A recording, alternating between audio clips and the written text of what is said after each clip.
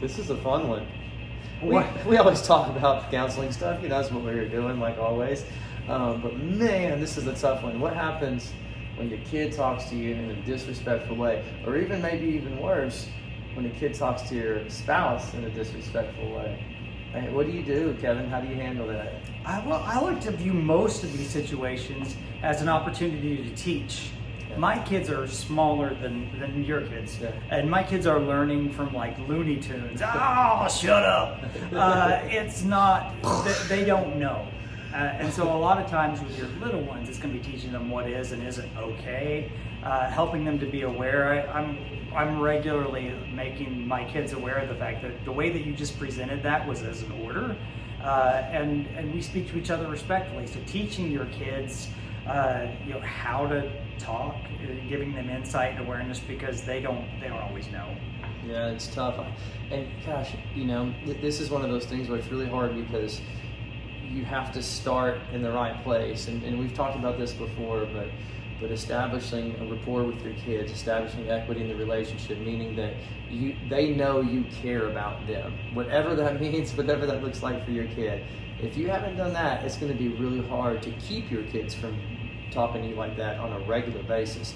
So if you've built that with them and you have a good relationship and a good bond with your kids, and then they do that, you have to understand it's probably just in the moment, it's probably an emotional outburst. And then if you come on top of that with the same aggression and you meet them in that same place, then not only do you give them permission to act that way, but you're going to tear apart that bond that you worked so hard to build. Now, if this is a constant thing, well, then that's a little bit different. But I think most of the time it's just, you tell them something, they've had a bad day, they're in a mood, and then they just say something really disrespectful. And I think at that point we have to really be calm and just ask them the question, why did you say that like that? Something like that. Or is that how you think you should talk to me? Ask them the question, make them answer the question. Most of the time when you ask a question like that, it diffuses the situation, and then they'll come to their senses pretty quick. Two exasperated people are very rarely going to make a situation calm down or get better, and so not joining in is big. One thing that I have this little kid that looks like me. He moves like me, and he's like miniature me, and I have to see myself in him. How do you talk to your kids? If you speak in a condescending way, if you taunt your kids, if you're rude to your kids, and then they're doing it back, well, that's kind of what you get. How are you speaking?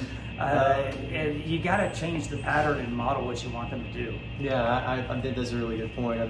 That's how kids learn, is modeling from the people they're around. Who's the people they're around the most? Their family. Most of the time, that's the parents. If they're doing things, I'm not saying it's always you, because I know they go to school and they spend a lot of time in school, but you're still the biggest influence in their life, period. And so I think it's important to understand, what are you modeling, kind of behavior, what kind of the tone that you speak with, and these kind of things, the way you manage conflict in the relationship with your kid, all that stuff matters. You're going to feed off of that, and they're going to feel like they have permission to do whatever it is you've done, eventually, the older they get, for sure.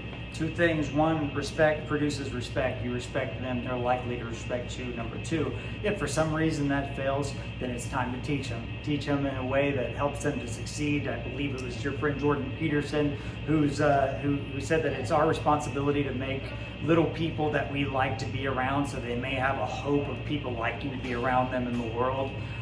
So show respect, and maybe it'll produce respect, and if they don't get it, then teach them how to do it the right way, and that means teaching and talking. If you need help with that, give us a call.